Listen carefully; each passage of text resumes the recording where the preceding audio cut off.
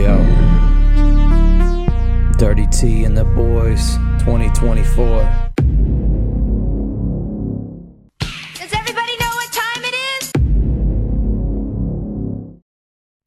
Hello, everyone, and welcome to the second episode of Drinks Named After Fictional Characters That Are Dead. All right, so this is the second time I'm recording this actually because I forgot to turn this. Almost did it again. Forgot to turn on the second camera, but I think we're filming now. Holy crap. So I'm gonna make my second drink. So here we go. This week's drink is called the Trevor Lawrence, because even though he is not dead, the Jaguars organization is dead to me, and Trevor Lawrence just got knocked the fuck out. Represents that well. Oh my, that'll be Al Shire, who's flagged for the big hit on the slide, and that. So this is called the Trevor Lawrence. Let's get our ice. Very nice new. What do we call these? Ice makers, ice molds. Yeah. Those are sweet. I like that. Okay, so what we got here, we got your vodka, of course. Put a couple shots in there. We'll make this one like a little less stiff than the last one because I didn't record. Equal parts mellow yellow and Mountain Dew voltage. Here we go. Let's get that color, baby. Let's get that color. Let's get that hiss. A little hiss. Not sure if you can hear that or not. All right, let's give her a mix here in the Beauty and the Beast commemorative cup that I have here. Let's give her a mix. This is Trevor Lawrence's brain particles getting mixed up. And finish her off here. A little bit of whip, a little bit of cream.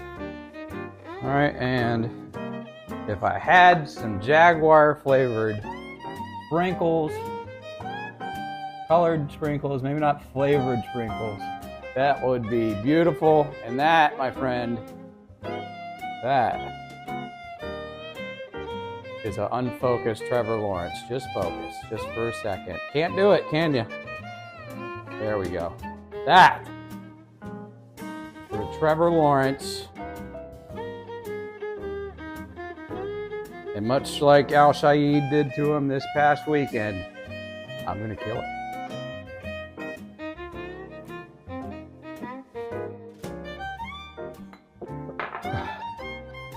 That's my second Trevor Lawrence, and that was just as good as the first one. It's Dirty T and the Boys time.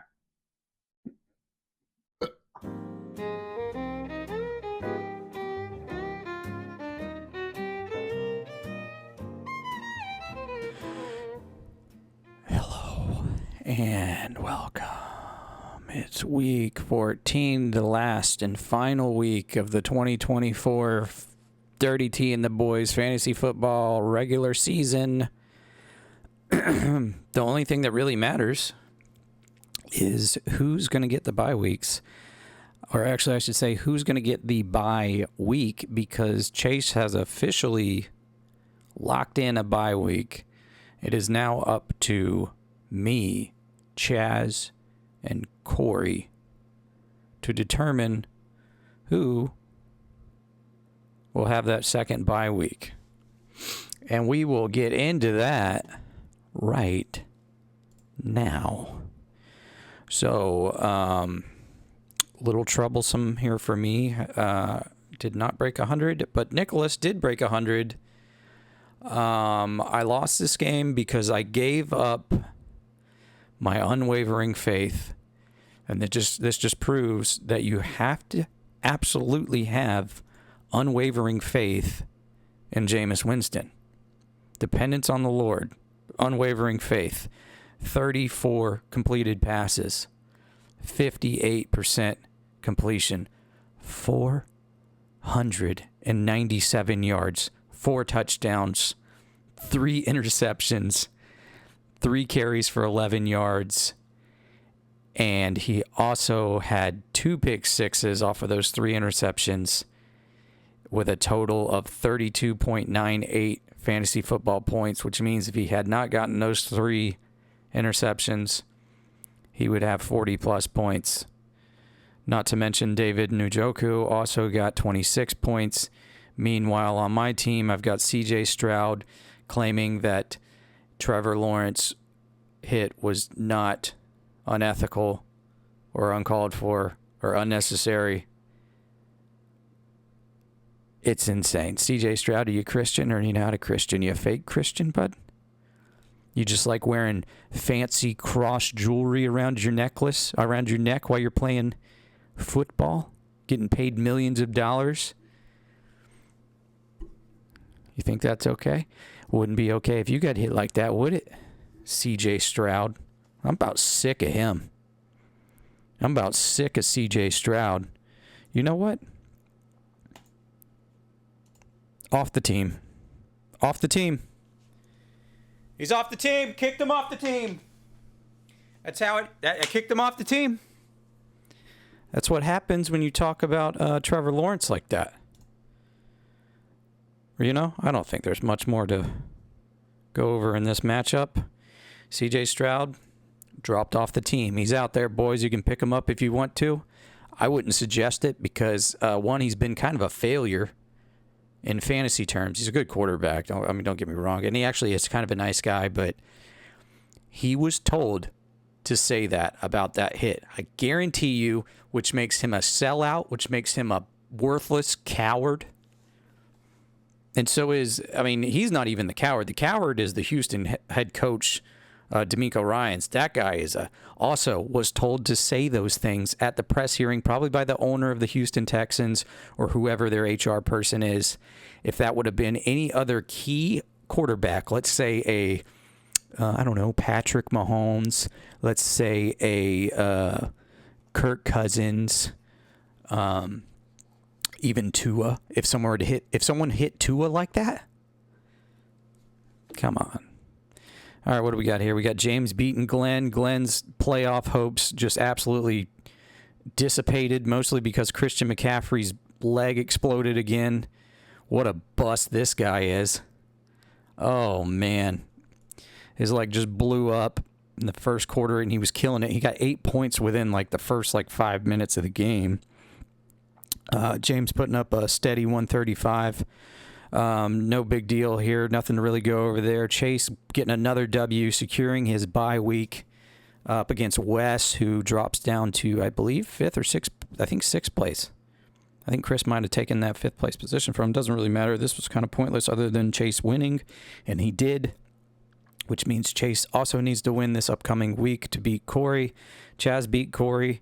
Chaz we got some upcoming buys here. This was kind of a pertinent because if Chaz would have lost, Corey would have went to 10-4, and Chaz would have went to 9-3, which would have dropped him out of the contention of getting that bye week. But now that he got this win and Corey got that loss, now we've got a 3-way battle to get that bye week. It's going to be pretty intense. You're not going to have Lamar Jackson playing. He's not going to have Jordan Addison playing. Or no, he will have Jordan Addison. He's not going to have Zay Flowers playing. Who's he got to replace, though? He's got Patrick Mahomes, so you're going to see Patrick Mahomes being played for the first time in this fantasy football year. You're going to have, will he put Jerry Jeudy in there? Who got 40.5 points? I mean, the Cleveland Browns, what a waste. Corey's not going to have Derrick Henry. Ooh, don't know.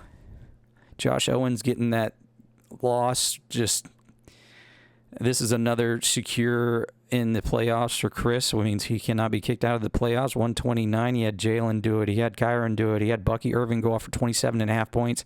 Tyreek finally breaking 20 points. Nico Collins getting a typical 19.9 points. Pretty good showing. 49ers defense getting -4 points. That's to show there. And who cares? Who's even watching it at this point? Is anybody watching it?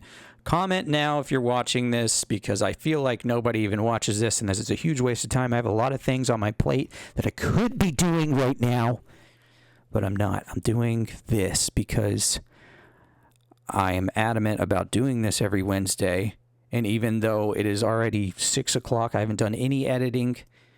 I've had 3 Trevor Lawrences, and I'm going to South Carolina in the morning, a 9-hour trip according to my wife, which I think it might be 7.5 to 8 hours, but I don't know, depending on traffic and how fast I drive and whether or not I stop multiple times. Don't know. The way my bladder is right now, I probably will stop a couple times. Let's get into week 14, the final week of the final season. It's the Sick Boys versus Glenn Bathurst, and it looks like the Sick Boys are going to take this. Will that happen? I don't know, because I only got 93 points last week. It looks like week 5 I got 140 points up against his 92.14 points. I am playing Jameis Winston, unwavering faith, dependence on the Lord, which is going to be awesome because my quarterback's going to be going up against his quarterback, Russell Wilson. That'll be fun to watch.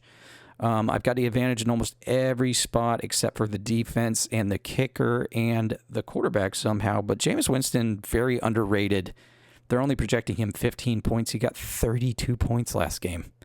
He does throw a lot of interceptions, though. I'm going to say I'm going to win this one, and I hope that I do because I need to win this one to give me the slightest chance of getting that bye week in the playoffs. Wes up against James. This doesn't mean anything. This is a completely useless game. Moving on. I'm sorry I'm not covering it, but it's just useless. This is useful. Chase projected 133 to Corey's 109. Who's he got out? He's got a defense out right now. So he's got to pick up a defense, probably get like 5 or 6 points there to put him in a projected 115, 116 up against 133 projection. This is not looking good for Corey. I need Corey to lose. But like I said, nothing can be predicted anymore. Let's see. He looks like he's playing Sam Darnold, Saquon Barkley, gonna get points. Chase Brown, gonna get points up against Dallas. Oh yeah, Jalen Waddle up against George Pickens up against Cleveland, probably. I don't know. Pickens been real. Pickens will get points as long as he doesn't get kicked out of the game. Brock Bowers, steadiest tight end in the game right now. Jahmyr Gibbs, steady. But Jahmyr Gibbs in a little bit of trouble because he was posting a video inside the locker room which unveiled the mystery secret words for audibles that were written on a chalkboard. So maybe Jahmyr Gibbs doesn't get as many carries this week. I don't really know. Who are they playing? They're playing Green Bay. They got to get that win. That's a very important win, so they probably will play him. Chase gets this 140 to 102. Nick up against Josh. This is also pointless. Josh, will these people return next year? Who knows? Chaz up against Chris. I'm going to mark this game of the week because I need the underdog to pull this one out. And it looks like Chris won in week 5, 138 to 100 points. Chris needs to win this game, and I need Chase to win his game. And boom, I'm locked in, buddy. I'm locked in with that first bye week. Okay?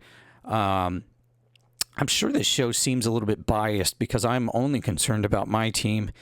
And if any of you were to do this show, you'd probably feel the same way. And what does it matter? Nobody's watching this shit.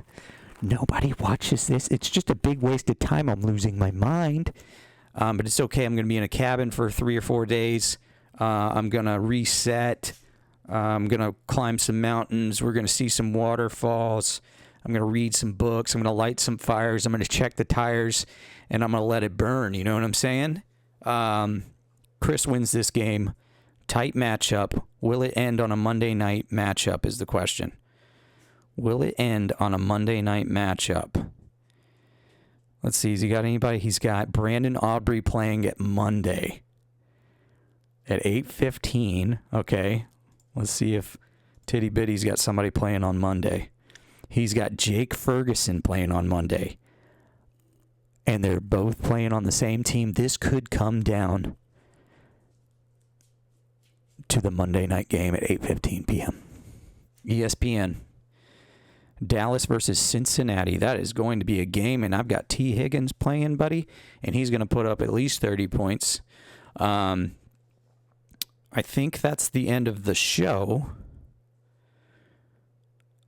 Probably lost you guys. What are we at? 11 minutes? Oh, we're making record-breaking time here. I just saw a woman firefighter when I was coming home from the gym, and I thought to myself, what woman? We shouldn't let women do that. I get the whole equal opportunity thing, but the whole, like, the definition of a man is the man that runs into the burning house that's on the burning house fire and saves the children. It's not the woman that runs into the fire. The man is supposed to run into the fire, and we have plenty of men, so it shouldn't even be an option for women to even think that. But because there's one woman in a firehouse with like 7 dudes. Does no one see the problem? Like the weird kink that is? I hope I'm not offending anyone. I don't think any of your wives are firefighters, but doesn't that seem like a kink?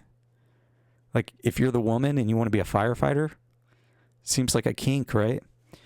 All right. Well, here's some Jameis Winston clips. As always, stay safe, stay smart. God bless you. God bless you again. And then a date with Indianapolis. That's a big one. The Colts, after they got that 2-point conversion late at New England to win by 1 there, they really need that one if they want to try to catch Denver. Then a couple of road games against both the Chargers, the Bengals, and then they finish up with the Kansas City team that they nearly had beaten Arrowhead, if not for a block. I know I'm better than this. I know I'm just praying for the Lord to deliver me from pick sixes. I know I'm better than this. I know I'm just praying for the Lord to deliver me from pick sixes.